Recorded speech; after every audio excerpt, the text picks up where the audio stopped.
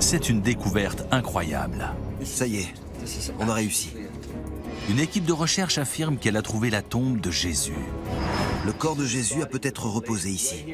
et déclenche une polémique sans précédent. Franchement, prévenez-moi quand vous aurez de véritables preuves. Cette théorie sera-t-elle confirmée par les avancées technologiques modernes On repousse les limites de l'archéologie. et par les indices découverts dans un deuxième tombeau? C'est quoi ça? On y est, les gars. C'est un symbole de résurrection chrétienne.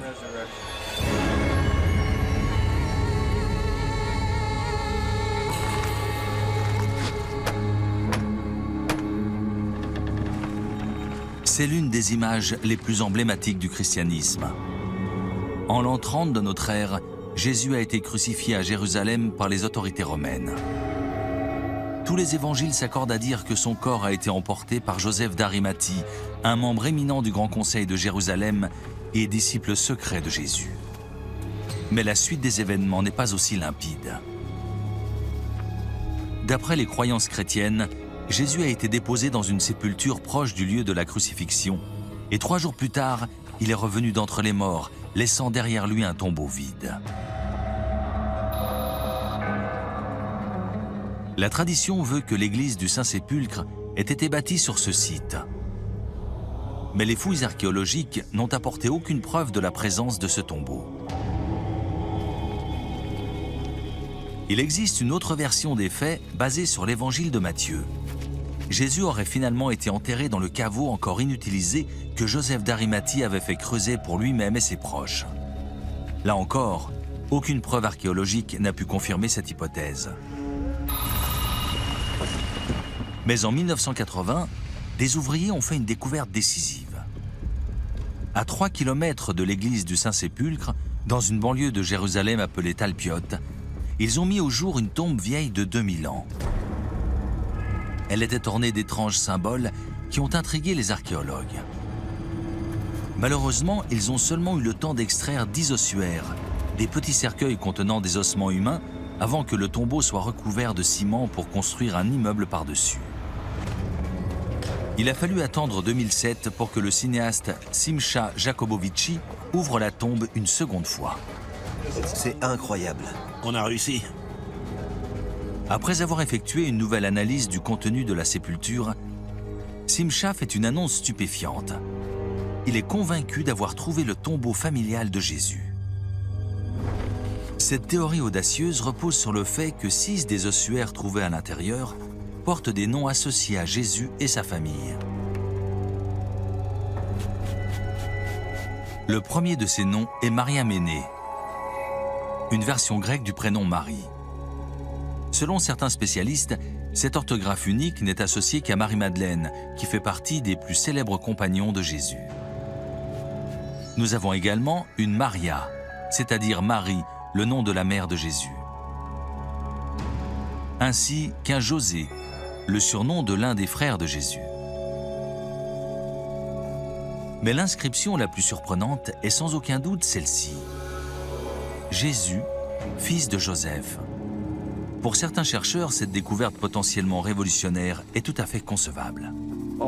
Toutes les tombes autour de Jérusalem sont progressivement mises au jour et parfois détruites. Pour moi, ce n'est pas si invraisemblable que des ouvriers aient trouvé la sépulture de Jésus.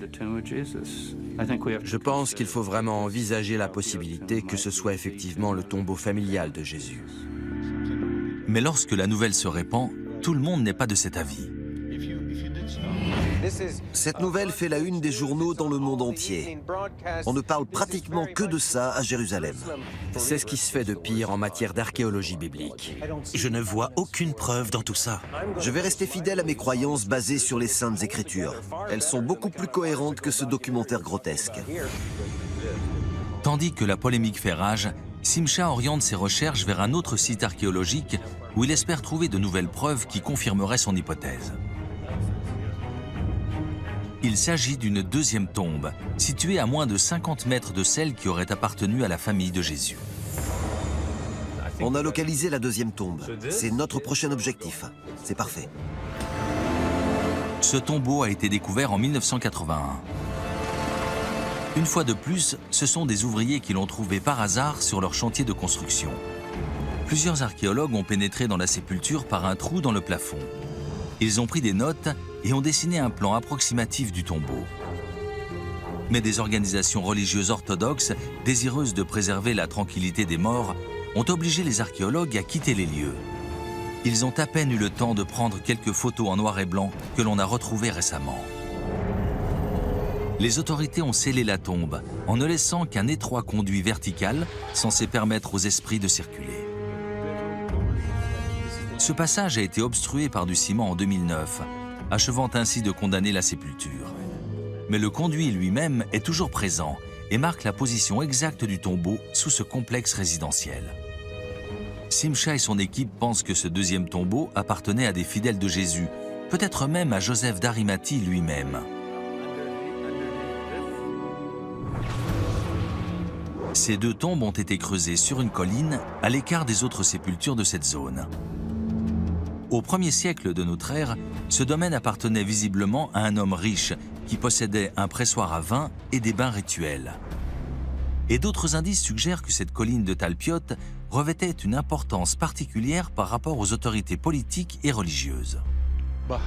Derrière toi, on aperçoit l'Hérodion. C'est là que se trouve la tombe d'Hérode, le roi des Juifs. Dans l'autre direction, on a le temple de Jérusalem. Et derrière moi, c'est la colline d'Abou Tor. Selon la tradition, c'est là que les prêtres juifs se sont rassemblés pour condamner Jésus. Alors on peut se demander si l'emplacement du tombeau n'aurait pas une signification particulière. Ce n'est pas un quartier quelconque de Talpiot. On dirait que c'est une sorte de position stratégique. Simcha est de plus en plus convaincu que Talpiot était autrefois un domaine appartenant à Joseph d'Arimathie. De plus, le nom Arimathie semble venir d'un mot hébreu signifiant deux collines. Et la zone qui nous intéresse est effectivement dominée par un double relief.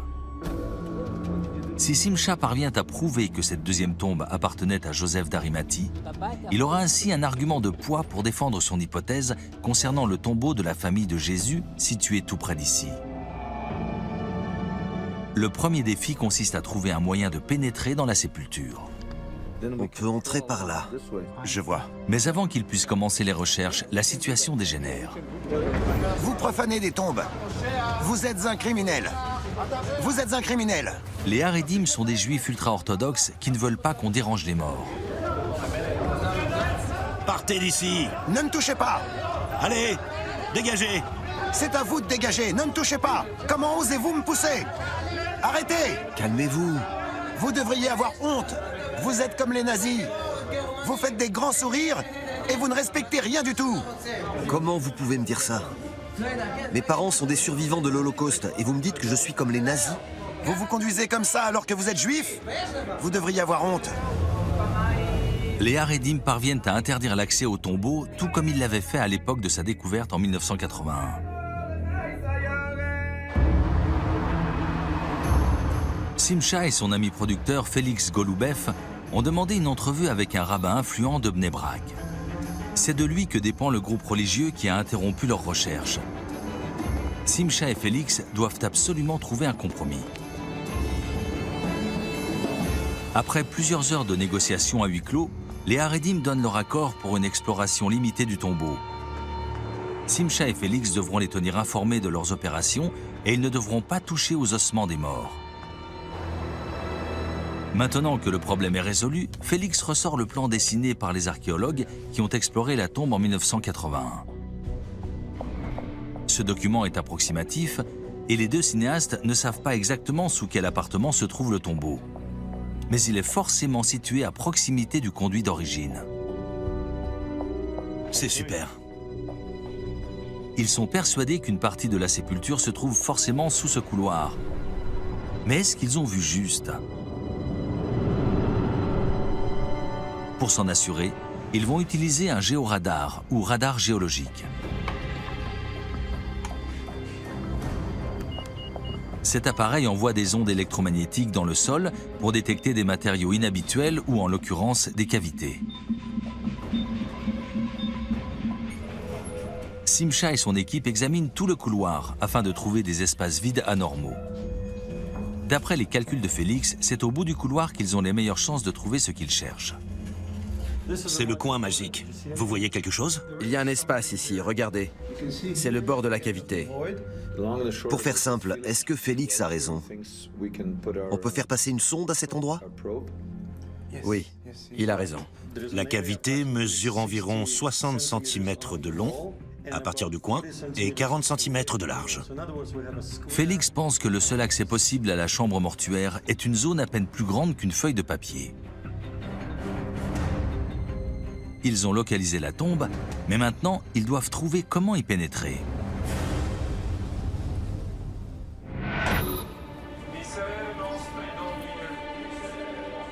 Grâce à un radar géologique, Simcha, Félix et leur équipe ont localisé sous un bâtiment de Jérusalem un tombeau datant de l'époque de Jésus. Mais ils ne savent pas comment y accéder. Il faut qu'on trouve un moyen d'entrer. Deux spécialistes viennent d'arriver. L'historien James Tabor, avec qui ils ont déjà travaillé, et l'archéologue Rami Arav, qui se joint à leur recherche du tombeau de Jésus. Ils ont obtenu une autorisation officielle pour fouiller la sépulture. L'idéal serait de creuser ici, dans le coin. Mais à cause des contraintes logistiques et du compromis négocié avec les autorités religieuses, ils doivent explorer la tombe sans y pénétrer eux-mêmes. La solution se trouve peut-être dans ce petit entrepôt canadien. Simcha a demandé de l'aide à l'ingénieur Walter Classen, qui a conçu de nombreux animatroniques et des supports de caméras robotisés pour le cinéma et la télévision. On gère entièrement la programmation et l'électronique. Tous nos appareils sont fabriqués en interne. C'est un défi majeur pour Walter. Il doit concevoir un support robotisé pour caméra, capable de passer à travers un passage étroit, mais suffisamment maniable pour que l'équipe puisse examiner chaque détail du tombeau et des ossuaires qu'il contient. J'ai donné à un architecte le dessin du tombeau et un plan de l'immeuble, en lui demandant de les superposer. Félix a une vague idée des dimensions de la sépulture. À votre avis, elle mesure combien en hauteur? Entre 1 mètre et 1,50 m. C'est vraiment étroit. Ça va être difficile de faire descendre le bras articulé, de le redresser et de le faire avancer. Et il y a un autre détail auquel il faut faire attention. Bill Tarrant, l'expert en caméra robotisée, montre à Walter l'appareil qu'il compte utiliser pour filmer dans l'espace exigu de la chambre mortuaire. Elle pèse combien? Environ 2 kilos. Et elle sera placée à l'extrémité d'un bras robotisé de 3 ou 4 mètres de long. Oui. La caméra est intégrée à un système articulé en métal qui pèse relativement lourd. Mais si ce tombeau appartenait effectivement aux premiers disciples de Jésus, que faut-il s'attendre à y trouver? Quel symbole chrétien était utilisé à l'époque? Simcha se rend à Rome, l'un des rares endroits au monde où de tels symboles subsistent encore aujourd'hui. De nombreuses sépultures chrétiennes jalonnent les kilomètres de catacombes cachées sous les rues de la ville. Robin Jensen est spécialisée dans l'art chrétien. Elle montre à Simcha plusieurs symboles anciens. Regardez, ici vous pouvez voir l'une de nos plus anciennes gravures. Elle date de quand? Sans doute du IVe siècle, pas avant. Voici 3 des plus anciens symboles chrétiens. Le chrisme, qui associe les 2 premières lettres grecques du mot Christos. L'encre, qui représente la foi. Et le poisson avec ses écailles et ses branchies, qui symbolise le Christ. Mais les catacombes renferment un symbole biblique encore plus célèbre. Jonas et la baleine. Ça alors. Voici Jonas. Jonas est une figure chrétienne? Tout à fait.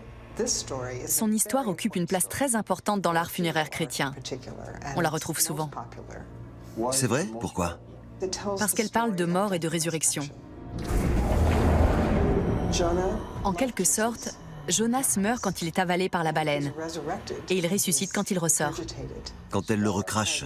Oui, et le Nouveau Testament fait souvent le lien entre ce récit et la résurrection de Jésus. Alors cette image de Jonas, recraché par la baleine, est un symbole chrétien fondamental jusqu'au milieu du IVe siècle environ. Puis il disparaît. Après des mois de préparation, Simcha et ses collègues se rendent à Jérusalem, déterminés à percer l'ultime secret du christianisme.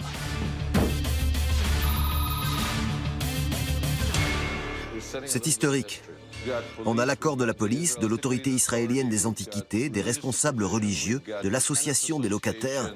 Pas de stress alors. Pas de stress, seulement de la découverte. Elle fonctionne? Parfaitement. D'abord, on creuse un petit trou. 6 cm pour commencer. Oui, Et si c'est au bon endroit, on passe à 20 cm. c'est ça. Super. C'est parti.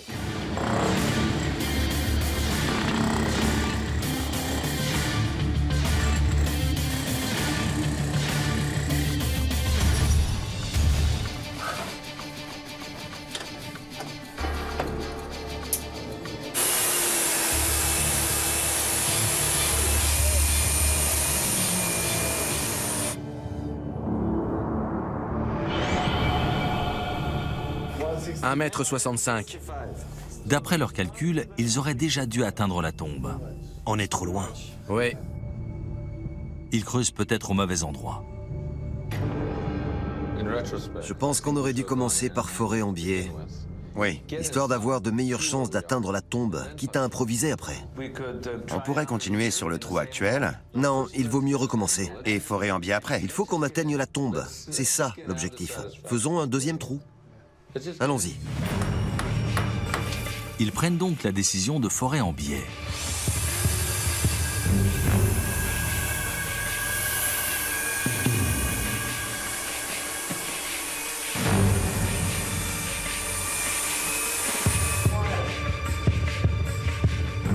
On y est! Après des années de recherche et d'efforts, le moment qu'ils attendaient est enfin arrivé. Je vois le sol de la chambre mortuaire. On est exactement là où tu l'avais prévu. Oui. Tu avais entièrement raison. Ils ont réussi à creuser un chemin d'accès. Mais le seul moyen d'explorer la tombe est d'utiliser le bras robotisé qui n'a été testé qu'en laboratoire.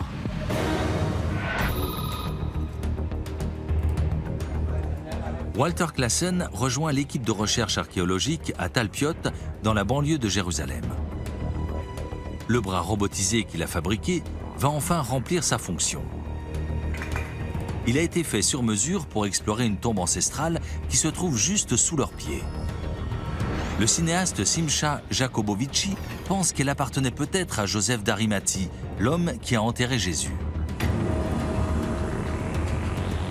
Le fonctionnement du système conçu par Walter est essentiellement mécanique et non électronique. L'ingénieur va piloter le bras articulé en faisant passer de l'air comprimé dans des tuyaux en caoutchouc soigneusement étiquetés. Simcha et son équipe vont enfin percer les secrets du tombeau. Parfait. C'est impeccable. Regardez.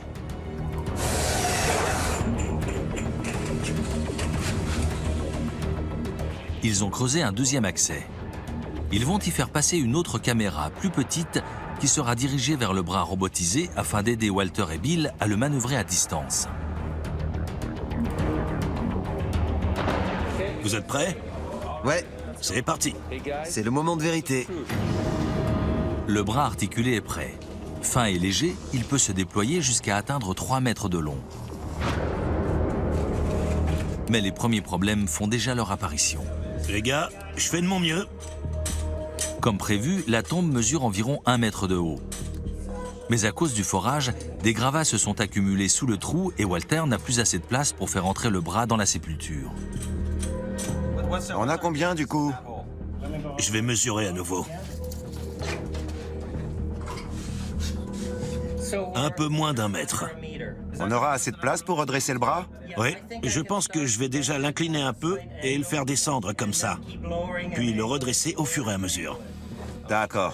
Il va falloir que tu tiennes ça très fermement. Sinon, le bras va s'allonger tout d'un coup et la caméra va se fracasser par terre. D'accord. Je compte sur toi. Ouais, c'est parfait comme ça.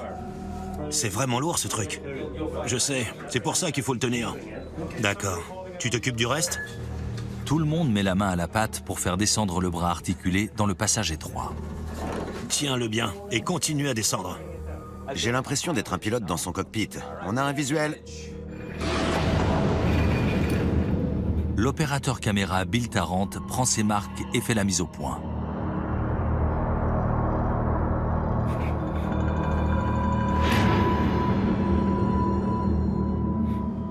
Regardez.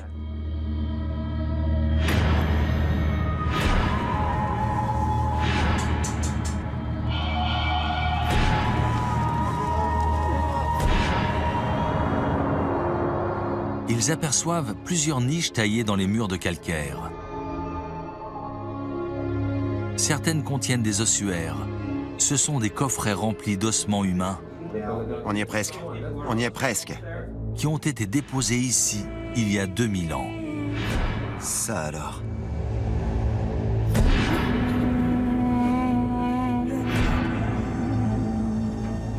Les images de la caméra confirment les informations fournies par le plan de la tombe. Seuls 4 des 9 compartiments funéraires contiennent des ossuaires. Walter commence par explorer la niche la plus proche de la porte. Selon la coutume, c'est ici que se trouve l'ossuaire de celui qui a fait creuser le tombeau. C'est bon, on y est. On y est. Ouais. Cette niche contient-elle les restes de Joseph d'Arimathie? Le moment est enfin arrivé. La caméra s'approche lentement de l'ossuaire.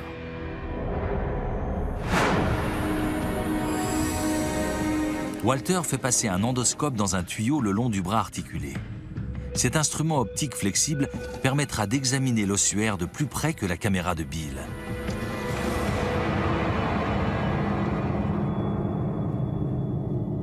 Simcha et les autres tentent d'apercevoir un nom ou un symbole. À en juger par ses magnifiques décorations, c'était sans doute une personne riche. On voit clairement 2 rosettes dans des cercles. C'est un motif très fréquent sur les ossuaires. La plupart des spécialistes y voient de simples décorations, mais certains pensent qu'elles ont une signification qui nous échappe encore. Un dessin de forme oblongue a été gravé entre les 2 rosettes. C'est ce qu'on appelle un nefesh ou un pilier. En hébreu, le mot qui désigne un pilier signifie également ascension. Il pourrait donc s'agir d'une référence symbolique à l'au-delà. Simcha et son équipe continuent d'examiner l'ossuaire sous toutes les coutures afin de trouver d'autres symboles ou des inscriptions, mais ils ne voient rien d'autre. Ils déplacent alors la caméra vers la deuxième des 4 niches qui les intéressent. Celle-ci contient 3 ossuaires. Walter, tu peux descendre un peu Ouais. et recule légèrement. D'accord, je recule. Cherchez des inscriptions sur le couvercle. Vous voyez quelque chose? Non, rien. Attention, s'il y en a une, ce ne sera pas une inscription gigantesque, gravée avec autant de soin que les rosettes.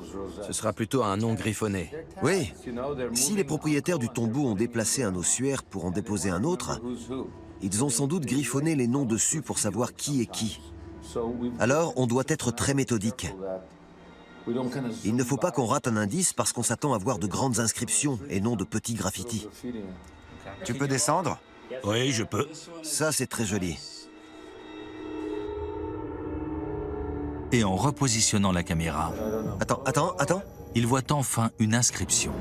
Mu, Aleph, Ro, Aleph, Mara. C'est de l'araméen? Non, c'est du grec. Vous voyez ça où? M, A, R, A. Ce mot était également présent dans la sépulture située à quelques dizaines de mètres d'ici et qui appartenait peut-être à Jésus et sa famille. L'un des ossuaires qui s'y trouvait portait les inscriptions Mariaméné et Mara. Mariaméné est une orthographe grecque particulière correspondant au prénom Marie. Dans les 2 seuls textes où il apparaît, il est associé à Marie-Madeleine. Quant au mot Mara, il signifie seigneur ou maître. Il semble indiquer que Marie-Madeleine était une femme respectée, au même titre que les apôtres. Jésus et Marie-Madeleine étaient-ils appelés Seigneur et Dame par leurs premiers fidèles? On pourrait alors supposer que certains d'entre eux, enterrés dans cette tombe, ont souhaité invoquer sur leurs ossuaires Marie-Madeleine et non Jésus. Simcha et son équipe redoublent d'efforts. Il faut monter un peu la caméra.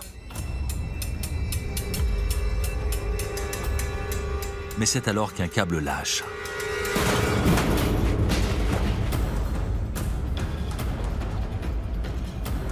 La caméra et le bras articulé sont coincés.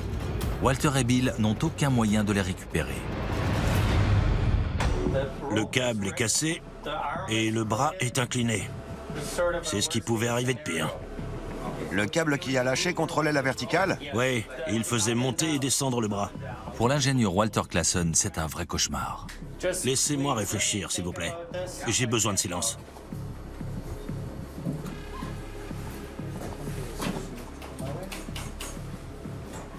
Tire là-dessus. Attends, doucement. Sans ce câble, Walter ne peut pas rétracter le bras. C'est donc impossible de le faire remonter par le conduit. Pendant plusieurs heures, Walter manipule délicatement le bras cassé. On dirait que la mission d'exploration s'est terminée avant même d'avoir vraiment commencé. Je ne sais pas si je peux le sortir de là. T'as essayé de reculer la caméra? Oui, c'est ce que je suis en train de faire. Je vais peut-être pouvoir rétracter l'extrémité du bras. D'accord. Ça bouge, Walter. Oui, je vois ça. C'est bon signe. Oui, on dirait qu'il tient le coup. C'est bon maintenant. Tire-le vers nous. Walter arrive enfin à sortir le bras endommagé. Doucement, doucement.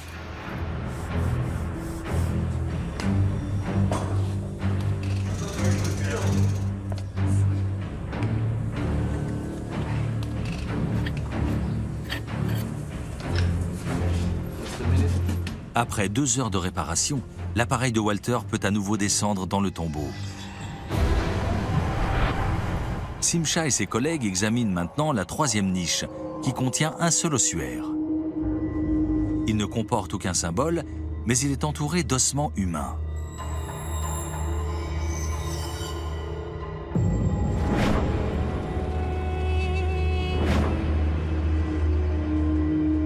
En l'absence d'inscription, il est impossible de savoir s'il s'agit de Joseph d'Arimathie ou de toute autre personne liée à Jésus.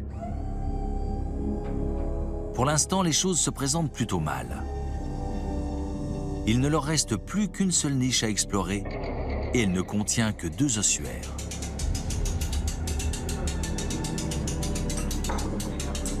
L'archéologue Rami Arav vient de les rejoindre. J'aimerais voir celui-ci. Walter, on peut avancer un peu plus? Oui, donne-moi une petite minute. L'équipe a investi beaucoup de temps, d'argent et d'efforts dans cette aventure. Mais l'heure tourne et ils vont bientôt devoir mettre un terme à cette exploration.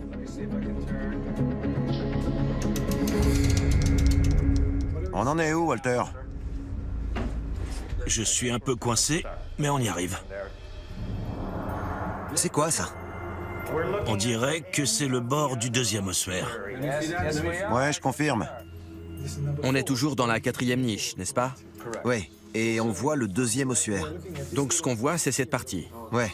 Soudain, Walter remarque un symbole inhabituel. Attends, j'ai vu quelque chose. Une croix. Reviens en arrière. Vous avez vu la croix? Non? Au milieu. Une croix? Où ça? Remonte, Bill. D'accord. Non, ralentis, ralentis. Là. Où? C'est vrai, c'est une croix. Ah oui, je la vois. Bill, descends un peu. Vas-y. La plupart des historiens considèrent que la croix est devenue un symbole chrétien au cours du IVe siècle. Dans un tombeau du 1er siècle, cette forme n'aurait donc pas beaucoup d'intérêt. Mais on peut citer 3 dessins de croix datant de cette époque et potentiellement liés au christianisme. Dans l'ancienne ville romaine d'Herculanum, à Naples,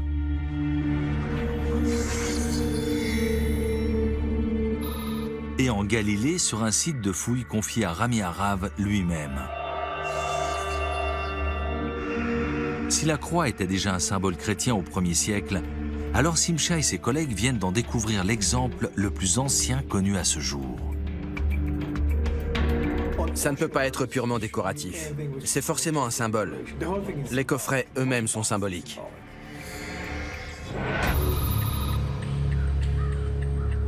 Simcha et son équipe ont fouillé presque toutes les niches contenant des ossuaires. Avec leurs caméras robotisées, ils ont examiné 5 des 7 coffrets présents dans le tombeau. Ils espèrent trouver des indices qui prouveraient que la tombe située à quelques dizaines de mètres de celle-ci appartenait à la famille de Jésus. On s'en sort plutôt bien. On a trouvé 2 gravures, un pilier qui pourrait représenter l'au-delà et une croix qui est peut-être un symbole chrétien. Sans parler du mot Mara, qui était également sur un ossuaire de l'autre tombe et qui signifie maître ou dame. Pour moi, ça ne permet pas d'établir un lien assez probant entre les 2 tombeaux. Il nous faut plus d'éléments. Ils examinent soigneusement les 2 derniers ossuaires, celui qui porte une croix et celui qui se trouve derrière. C'est bon, rétracte. Vas-y avec la petite caméra. C'est une opération difficile qui demande beaucoup de rigueur, Utilise ma caméra pour voir ce que tu fais. mais elle porte ses fruits. Je vois quelque chose sur le 2e ossuaire, celui qui est à moitié caché par l'autre. Regardez, Là, là. c'est quoi?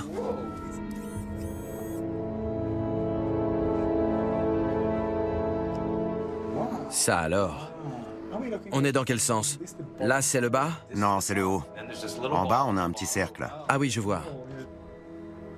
Je vais m'orienter différemment. Ouais, regarde ma caméra pour bien te placer. Oh, c'est formidable. Là, là. Regardez-moi ça. C'est incroyable. C'est un nefesh. Là, c'est le bas. Sur l'écran, Rami croit voir un nefesh, un pilier, tout comme celui qu'ils ont aperçu dans la première niche. Non, attendez. Ce n'est pas un pilier. Tu as raison, c'est autre chose. Je n'ai jamais rien vu de pareil. Ouais, c'est mieux comme ça, oui. On dirait une amphore, J'y suis presque. avec les 2 poignées comme ça. Regardez bien ce dessin. Et soudain, c'est la révélation. C'est un poisson. Oui, regardez, c'est la queue. C'est une baleine. Oui, c'est une baleine, c'est Jonas. Ça alors, c'est dingue. Ici, on voit la tête de Jonas. Oui, la baleine est en train de le recracher. On voit ses jambes, ses bras et sa tête. Eh oui, C'est la baleine qui recrache Jonas, sans le moindre doute. C'est un symbole de résurrection chrétienne. Les 2 spécialistes sont persuadés que ce dessin représente un gros poisson en train de recracher Jonas. Cette baleine était généralement représentée comme une sorte de dragon des mers par les chrétiens romains à partir du IIIe siècle. Mais les premiers disciples de Jésus étaient juifs et ils dessinaient ce monstre comme un animal comestible, un poisson avec ses écailles et ses nageoires. D'après le livre de Jonas, ce célèbre personnage avait la tête enveloppée dans des algues lorsque la baleine l'a recraché. Et sur cet ossuaire, Simcha et ses collègues voient le dessin rudimentaire d'un homme dont la tête est recouverte de petites lignes. Sur les bords du coffret, plusieurs frises représentent de petits poissons qui nagent dans l'océan. C'est une image unique et une découverte révolutionnaire. Ce dessin, le signe de Jonas, est sans aucun doute un symbole utilisé par les premiers fidèles de Jésus. Il représente sa résurrection. Cette gravure est restée en très bon état, ce qui permet de visualiser clairement ce qu'elle représente. Chez les chrétiens, et même chez les judéo-chrétiens, chez tous ceux qui croient en Jésus, c'est un symbole très clair. Tout comme Jonas, Jésus est entré dans la mort, qui est représentée par la baleine, et il en est ressorti. Et sur un ossuaire, ça fait clairement référence à la résurrection des morts. C'est la plus ancienne représentation de la résurrection qu'on ait jamais trouvée. c'est énorme. C'est le moins qu'on puisse dire. Simcha et son équipe ont découvert le plus ancien symbole lié à Jésus connu à ce jour. Ils ont bien fait de suivre leur instinct. Cette exploration a porté ses fruits. Ils ont maintenant un argument très impressionnant pour défendre leur théorie selon laquelle l'autre tombe de Talpiot appartenait à la famille de Jésus. Mais est-ce que d'autres surprises les attendent? Ils positionnent la caméra derrière l'ossuaire représentant Jonas. Ils aperçoivent une autre illustration, mais le mur les empêche de prendre suffisamment de recul. Ils descendent alors la caméra au niveau du sol et l'orientent vers le haut. La face arrière de l'ossuaire comporte apparemment le dessin d'une queue de poisson, mais ils n'en sont pas sûrs. Simcha décide alors de consulter les photos en noir et blanc que les archéologues ont prises en 1981 avant d'être chassés du tombeau par des militants religieux. Ici, l'image de la queue de poisson est beaucoup plus claire.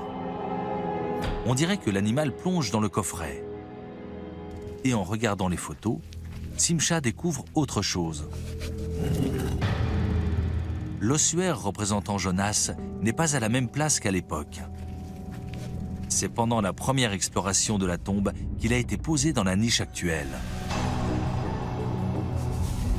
Son emplacement d'origine était le premier compartiment sur la droite, qu'on appelle parfois la niche du patriarche. Ce coffret contient-il les restes de Joseph d'Arimathie? C'est une hypothèse très tentante, mais aucune inscription ne permet de la confirmer. En revanche, il reste un dernier ossuaire à examiner.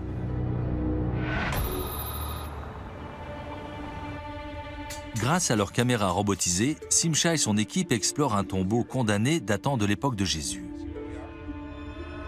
Ils ont découvert une gravure exceptionnelle qui a peut-être été réalisée par les premiers disciples de Jésus. Mais ce n'est pas terminé.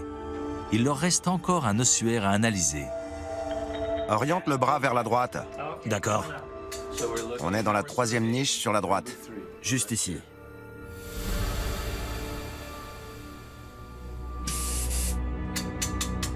Les yeux rivés sur l'écran, Simcha se dit que la chance ne lui sourira sans doute pas une seconde fois. Mais il se trompe. Oh, regardez, regardez! Ne bouge plus, je vois des lettres.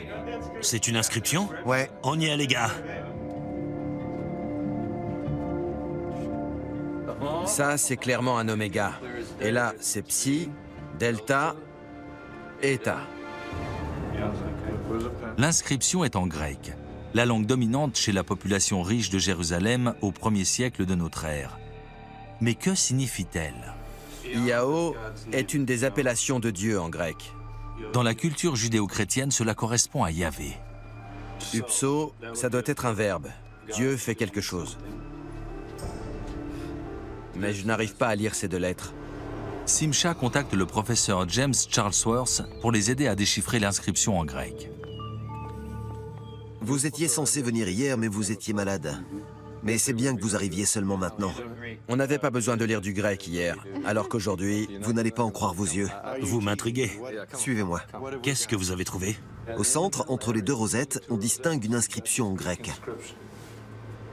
Oui, je vois Iao.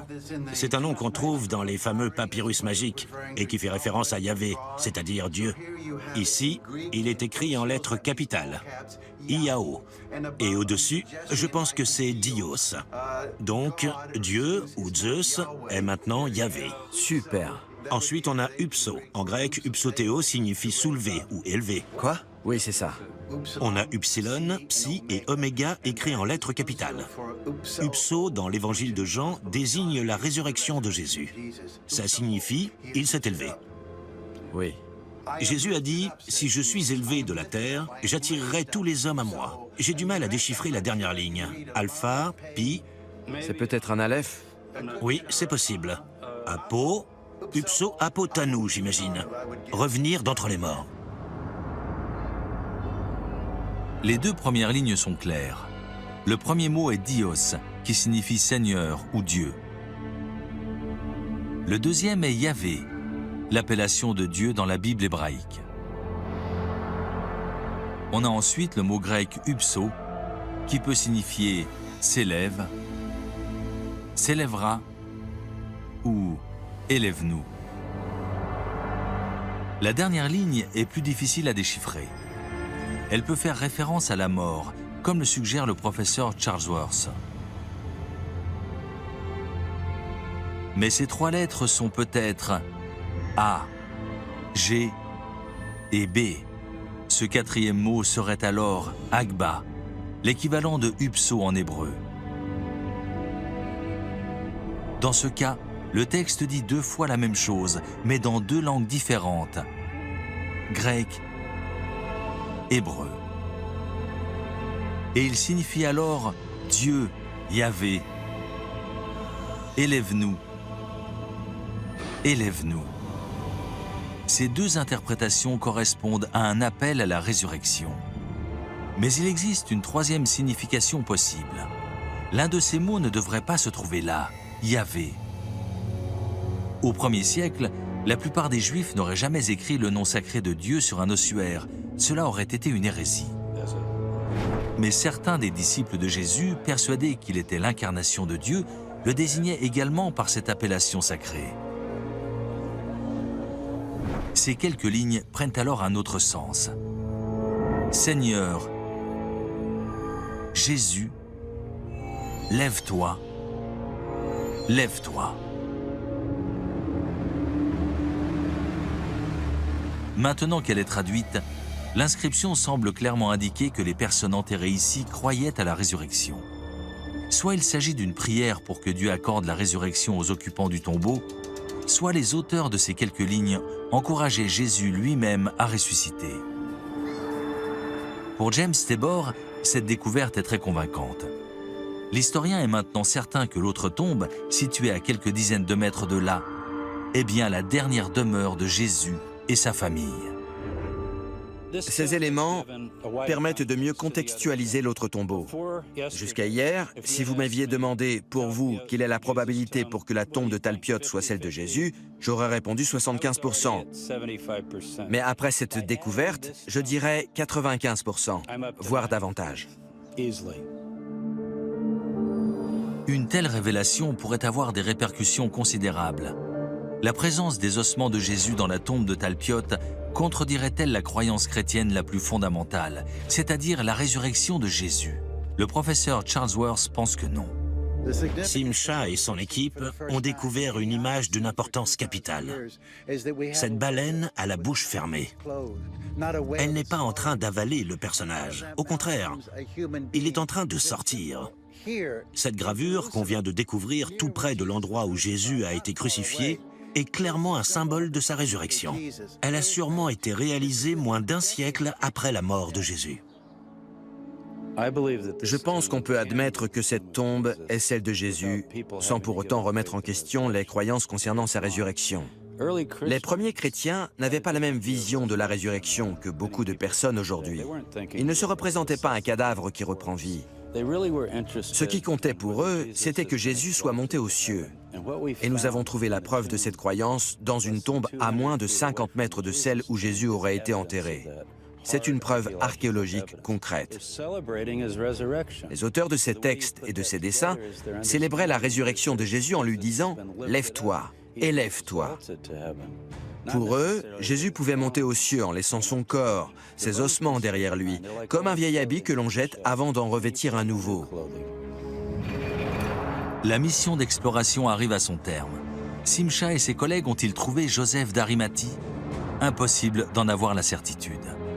Mais ils ne repartent pas bredouilles, loin de là. Ils avaient déjà relevé plusieurs noms très intéressants sur les ossuaires de l'autre tombe, et ils peuvent maintenant ajouter à la liste de leurs trouvailles une image de Jonas, une croix, le mot Mara et le plus ancien appel à la résurrection chrétienne découvert à ce jour. Pour Simcha et son équipe, ces indices très convaincants donnent de bonnes raisons de penser que c'est ici, à Talpiot, qu'ont été enterrés les premiers disciples de Jésus, ainsi qu'une grande partie de sa famille, et probablement Jésus de Nazareth lui-même. C'est maintenant à la communauté scientifique et universitaire d'analyser ces preuves. Une chose est sûre, le débat ne fait que commencer.